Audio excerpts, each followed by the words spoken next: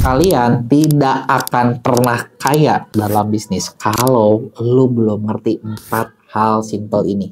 Gue sering banget ketemu banyak seller kayak, banyak yang ngakunya pebisnis kayak gitu. Tapi kenapa kagak kaya-kaya gitu kan? Padahal logikanya, lu tau gak sih? Katanya ya, orang kaya itu 65% itu datangnya dari bisnis. Tapi kenapa mereka gak kaya-kaya? Alasannya simple. Bisnis nggak bikin lu kaya sampai lu ngerti gimana caranya lewat bisnis jadi kaya. Nah, ini nih yang bakal gua bahas. Jadi ada 4 hal, lu pastiin bener-bener kalian simak. Karena kalau kalian bisa praktekin, dah, gua jamin nggak butuh waktu lama, lu pasti kaya. Gitu ya. Makanya karena materinya penting banget, pastiin buat kalian yang baru nonton, buat klik subscribe sama aktifin tombol loncengnya biar lu nggak ketinggalan informasi apapun dari gua ya. Oke, jadi yuk kita mulai. Apa sih yang bikin orang susah kaya lewat bisnis? Karena gini, ternyata banyak orang nggak sadar kalau gini, lu bisnisnya tujuannya bukan buat jadi kaya, tau gak? Bingung gak lu? Tadi gua ngomong biar kaya, lu harus dengerin. Tapi bisnis nggak bikin lu jadi kaya. Kok bisa? Nah, karena gini, orang-orang yang kayak lu perhatiin deh, lu mau sebutin siapa? Elon Musk, Jeff Bezos, Bill Gates. Ya lu sebutin lah mau nama-nama bukan apapun. Gitu ya. Bahkan kalau di Indonesia mungkin kayak William Tokopedia, Nadiem Makarim gitu ya. Mereka ini kaya karena satu hal. Yaitu fokus di awalnya itu bukan buat gue mau jadi kaya nih. Karena gini, kalau lu bisnis tujuannya apa? Gue mau jadi kaya. Ya lu kagak bakalan pernah kaya guys. Karena fokusnya adalah cuma nyari uang. Gitu ya. Tapi kalau lo perhatiin orang-orang tadi itu mereka bisa kaya karena fokusnya cuma satu. Fokusnya itu adalah dengan bikin impact. Gue mau ngapain nih? Contoh, Elon Musk mungkin bisa dibilang ya satu pebisnis yang kontroversi ya. Dia tuh pengen bikin kehidupan manusia lebih baik, bikin kayak mobil listrik lah, perjalanan ke Mars lah, berkoloni gini lah gitu lah. Jadi dia punya visi-visi gila ya. Tujuannya adalah gini, gue bukan nyari duit sih. Tapi ketika lu punya satu tujuan, ketika lu pengen bikin impact, ketika lu pengen bikin sesuatu yang lebih baik buat dunia, lu gak usah ngapa-ngapain, duit itu bakal datang sendiri. Gitu. Kayak contoh gini, kalau gue ditanya, tujuan gue ngapain sih? Tujuan gue satu. Tau gak? Gue pengen lewat apa yang gue lakuin di Indonesia, lebih banyak pebisnis yang sukses. Simple. Jadi gue gak mikir kayak, oh gue harus gini-gitu. Enggak juga. Gitu. Karena goal gue mah ya udah lebih banyak UMKM, lebih banyak small business yang berkembang dan gue bantuin mereka di situnya gitu loh. Itu adalah goal gue, impact gue di situ gitu loh. Nah, ketika lu mikirinnya impact, ya lu sadar nggak sadar duit bakal datang sendiri gitu lah. Itu yang pertama nih, dan banyak kan orang yang nggak sadar. Makanya gue bakal bilang dulu hal-hal yang gue bahas itu mungkin rangkuman dari beberapa pengalaman gue dibalut dari apa yang gue pelajari. Dan mungkin ini nggak cocok buat semua orang, nggak cocok buat lu yang pengen kaya besok, pengen cepat kaya instan. Kagak cocok. Tapi gue mau bilangin sama lu sebelum lu udahan. Kalau lu pengen kaya besok, percaya sama gue sampai mati seumur hidup lu gak kaya-kaya. Kenapa? Karena lu lupa basicnya dulu gitu loh. Ketika basicnya gak ada, lu gak akan pernah nyampe. Oke? Itu yang pertama. Yang kedua apa lagi nih? Nah, yang kedua adalah, sekarang gini, banyak orang, itu juga fokusnya ketika gue bisnis, gue pengen menjual sebanyak mungkin. Jadi fokusnya adalah jualan. Salah gak? Ya gak salah sih. Kalau lu bikin bisnis, nggak ada duitnya, nggak ada penjualan yang mati. Nggak bisa juga. Bener nggak? Artinya harus bisa jualan dong. Tapi gini, yang bikin lu jualan, yang bikin orang mau beli produk kalian, itu adalah bukan seberapa banyak, seberapa keras lu maksa orang buat beli. Contoh gini deh, gue punya produk nih. Produk baru gue adalah planner afiliator. Ya kan? Gue paksa kalian. Setiap video gue promosiin. Lu harus beli planner afiliator. Sampai mampus juga. Gue ngomong sampai berbusa, ya nggak? Sampai kameranya jebol, sampai ini planner abis gue banting-banting, orang nggak mau beli guys. Kenapa? Karena yang orang beli, ketika orang beli satu barang, mereka tuh bukan cuma, gue mau beli buku, gue mau beli itu, nggak gitu loh. Tapi lu harus tahu apa yang bikin orang beli. Alasan apa nih dibalik pembelian? Nah, alasan itu setiap orang jelas beda. Contoh gini, gue bikin planner afiliator buat orang yang misalnya terstruktur, buat orang yang rapi, buat orang yang pengen buat orang yang pengen kerjanya tuh terarah gitu ya. Ini satu produk yang sempurna. Karena buat gue gampang. Tapi ya cuman itu kan, kalau gue cuman ngejual ke orang yang terstruktur ya udah pasar gue segitu dong. Nah, gue cari nih apalagi nih kira-kira value creation yang gue bisa bikin. Oh, ternyata lewat Planner Affiliate ini, lu bisa belajar dari para founder Affiliate Academy nih.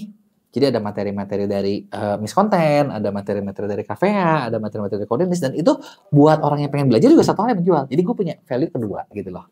Ada lagi value ketiga, buat orang yang estetik, ini produk estetik banget loh, cakep loh gitu loh. Itu kan value ketiga. Jadi itu adalah value-value yang bikin penawarannya tuh jadi menarik gitu loh. Nah, ketika misalnya kalian fokus dalam bikin penawaran yang nggak bisa ditolak, meskipun misalnya nih, contoh studi kasus, kalian nggak punya tim penjualan yang bagus-bagus amat, kalian nggak punya tim penjualan yang cakep, yang masih banyak goblok gitu ya bisa dibilang, tetap laku.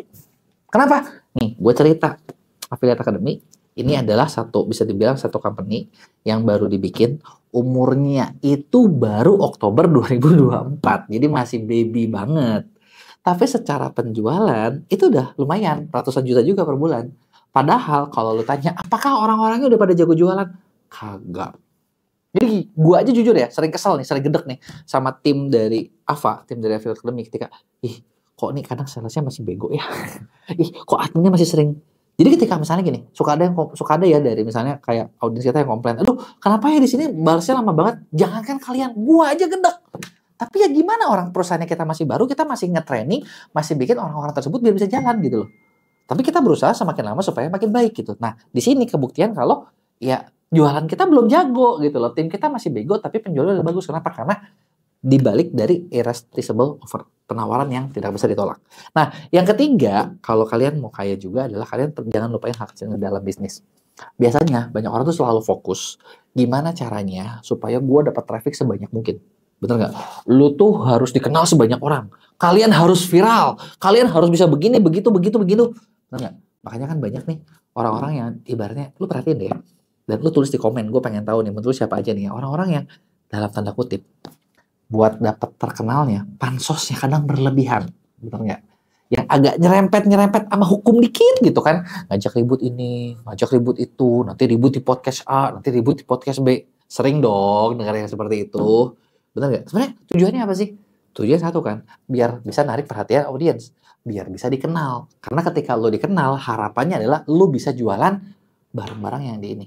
Bahkan, jujur nih ya, gue pernah nemu satu kreator yang bikin konten kreatornya kontroversi abis gitu ya, tujuannya buat national hits, dan lo tau gak tujuannya mau ngapain?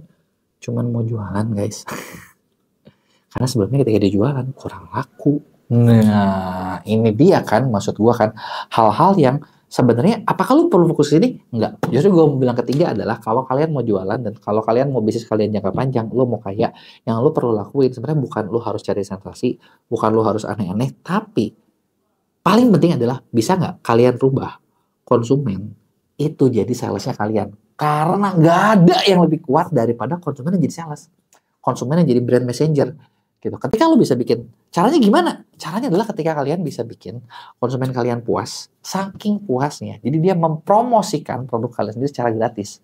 Bahkan ketika produk kalian ada yang nyenggol, ada yang ganggu, itu ada orang-orang yang berani pasang badan buat ngelawan itu semua.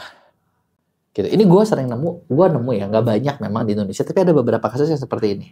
Gitu. Kayak gue punya partner, di mana dia punya satu program dia ini, ada juga sih yang nggak suka gitu ya, tapi dia tuh ternyata biasanya ngerubah konsumennya jadi messenger. Gitu. Ketika program dia atau bisnis dia tuh ada yang bully, itu buzzernya nggak perlu buzzer. Karena konsumen-konsumen dia yang pasang badan ngelawan itu semua yang kayak gitu. Bahkan gue sendiri pernah terselamatkan. Jadi kayak di MEA kita punya service, kita banyak ngerjain seller, dan di satu event waktu itu pernah ada konsumen, bukan konsumen juga sih sebenarnya.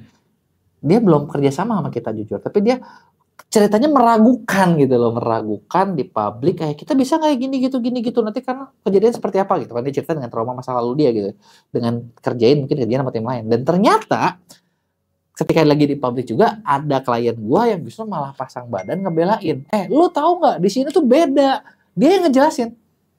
Wah, dan buat gua itu enak banget buat jualannya, bener gak? Gak ada yang lebih enak daripada kayak gitu. Jadi yang ketiga adalah kalian perlu bisa bikin konsumen jadi messenger kalian, atau jadi orang yang mau promosikan kalian. Kalau udah bisa gini, enak banget. Nah, yang keempat, yang paling terakhir nih, ini hal yang kelihatannya simpel, tapi kalau lu nggak bisa lakuin, kacau. Yaitu apa? Kalau misalnya, ini gue ngomong 3, tadi udah 3 nih, bikin impact.